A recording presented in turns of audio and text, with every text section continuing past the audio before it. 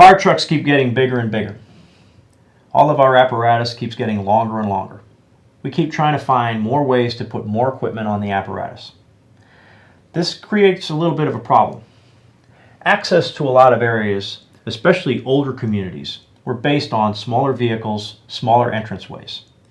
In today's environment, with our fire engines being on average 214 inches to ladder trucks that are 11 foot high, gaining access to certain areas can be difficult.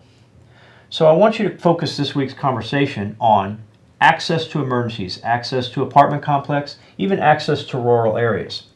Have you ever gone to a fire at 2 o'clock in the morning, up a long driveway, not sure whether or not your engine would make it?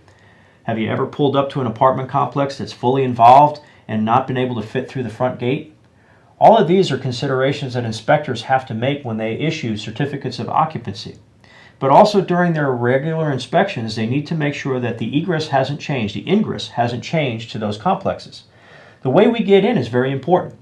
Additionally, sometimes when you get there, you might lay a line. If you lay a line through the front gate of the complex, does that inhibit the ability for other apparatus to come in behind you? All of these things are things we think about in firefighting, but they can also be dealt with and answered before the fire occurs in the prevention aspect. This is a consideration when we do new construction.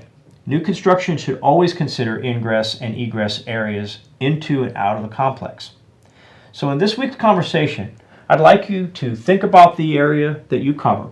Talk about some of the ingress and egress problems you have in terms of getting in and out of the complexes or getting to or out of the residence. And comment on those and provide some input on how you've overcome those problems. Come up with some recommendations on how to prevent those problems from existing in the first place. During this comment, make sure you post your initial posting prior to Tuesday at 11 p.m. and comment on your fellow students' postings prior to Saturday at 11 p.m. Again, think about the area that you work in, or if you're not sure, think about another area that you may have encountered a problem being able to gain access to a call. Think about the entranceway and exitway. Think about how you might have to lay a line in and how that affects your ability to fight that fire and get additional resources there. These are all important aspects that we need to think about when fighting the fire, but we also need to think about them before the fire.